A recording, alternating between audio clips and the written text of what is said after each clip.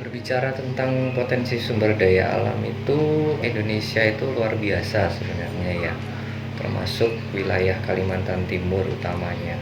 Berbicara kekayaan alam, kita itu punya semua bahan-bahan alam dari mulai rotan, kayu-kayuan, bahkan mungkin potensi-potensi sumber daya alam lain yang memang belum pernah kita bayangkan untuk diolah. Nah, di sini salah satu yang sudah sangat terkenal di Kalimantan Timur adalah kayu ulin gitu ya.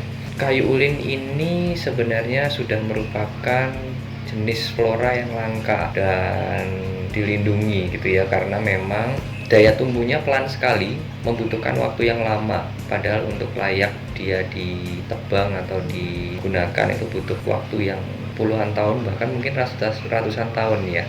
Sementara ini kita sangat mengandalkan pada tindakan perilaku memotong bahan ini dari hutan tanpa adanya pembaruan. Dan yang cukup patut untuk ditilik ulang adalah bentuk pemanfaatannya.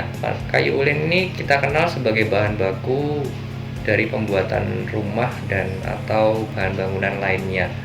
Ya, tidak bisa dilepaskan dari keunggulannya tentunya, bahwa kayu ulin ini sebagai kayu yang kuat, yang memiliki kelas kuat dan kelas awet nomor 1.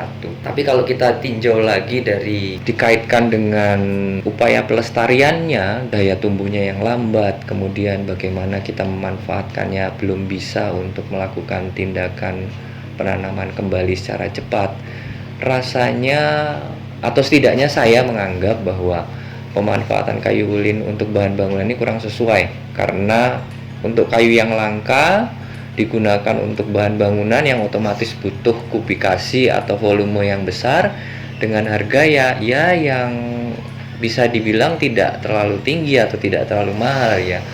Karenanya menurut saya sebenarnya pemanfaatan kayu ulin itu harusnya kepada benda-benda yang lebih kecil, sehingga satu pohon ulin itu bisa dimanfaatkan untuk banyak sekali produk dengan nilai jual mungkin yang harusnya lebih tinggi daripada yang sudah kita lakukan selama ini.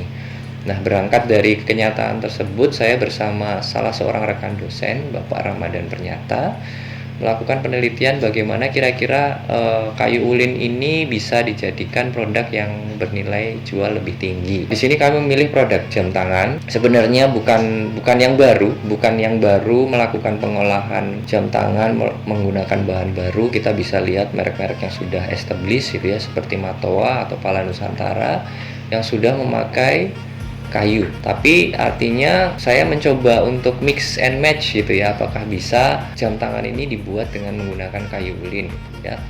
Berangkat dari salah satu penelitian mahasiswa kami juga yang memanfaatkan kayu ulin, memang saat itu hasilnya masih kurang maksimal. Kemudian pendekatan yang dilakukan pun saya dan Pak Ramadan mencoba melakukan pendekatan sedikit berbeda dari jam-jam kayu yang sudah ada. Jam-jam kayu yang sudah ada menggunakan bentuk-bentuk gaya desain yang modern, yang cenderung polos, yang cenderung bersih, clean ya. Mungkin juga tidak bisa dilepaskan dari tingkat produktivitas dari pembuatannya.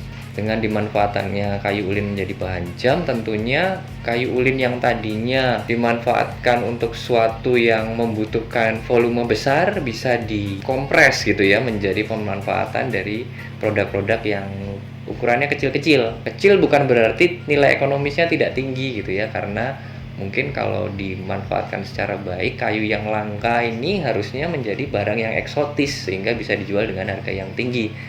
Teknologi yang kami gunakan adalah teknologi 4.0 gitu ya. Sekarang lagi tren, lagi rame menggunakan teknologi 4.0.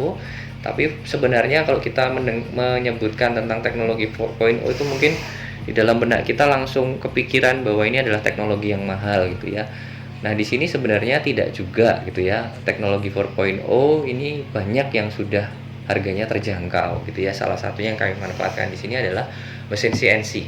Mesin CNC 3 aksis gitu ya. Itu yang kami gunakan untuk membuat produksi dari jam tangan ini.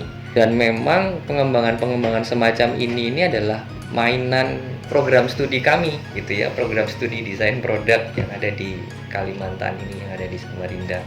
Kami bermain untuk melakukan pengembangan produk, melakukan permainan. Kita punya material apa di sini, apa yang khas di sini, kami kembangkan menjadi desain yang mungkin seperti apa gitu ya. Artinya kami memiliki akses yang cukup untuk melakukan hal-hal yang semacam itu mungkin.